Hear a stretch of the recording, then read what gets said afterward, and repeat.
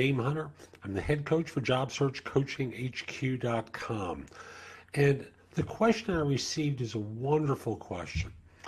Do HR professionals cross-reference the applications they receive with other job openings that they have? Now, the person who's writing is a technology professional. And then they continue by saying, since these positions might have skills in common, does HR cross-reference applicants with the openings to see if someone who applied for a role would also be a fit for some other role? It's a great question. And I want to give you the most blunt, direct answer because I'm a no BS kind of guy. And the answer is, it depends. Now, I know what they should do, but here's the practicality to it. Each HR person is being graded on their performance against certain metrics that the firm has defined for them. So their job is to fill positions, not refer to someone else who fills positions. So it depends on how the system is set up. It depends on which job and which person you applied to for this. So I always go back to my first point about contacting a firm, and that is never, ever apply for a job through an applicant tracking system, because that just puts you into the dreaded black hole. That is, your resume is dependent upon whether the data dictionary, whether the definition of terms set up in the applicant tracking system and your resume match up. Assuming that they do, and you actually get to a human being, the next thing is, will that person actually think of a colleague or focus on their own job first?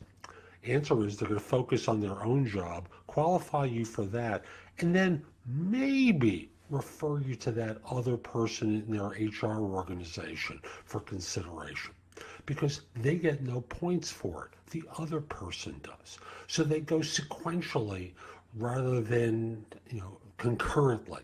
After all, they don't want to have 2 or 3 managers competing over one person.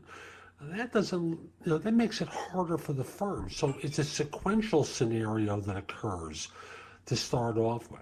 From there, it's always going to be hit or miss depending upon your performance at the first interview.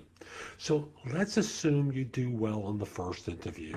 You get to the hiring manager, or let's say you get to a technical person and then to a hiring manager. I'm using the example of the technologist here because that's who wrote.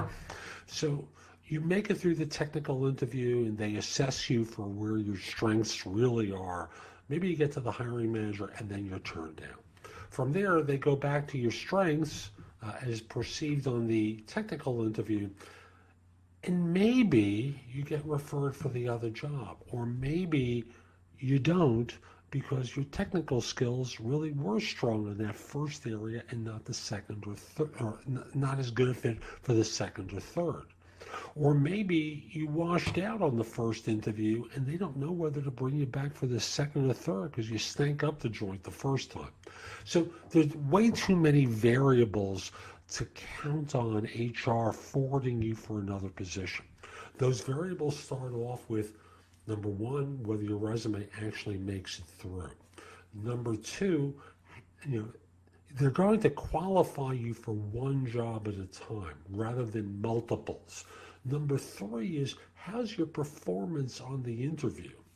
Number four, the mood of the HR person as to whether or not they make the referral. Now, some people are going to disagree with me. Oh, I would definitely refer. That's not my experience. I have heard stories from HR people where they're not going to make the referral because it's not in their interest. So way too many variables, I wouldn't count on it.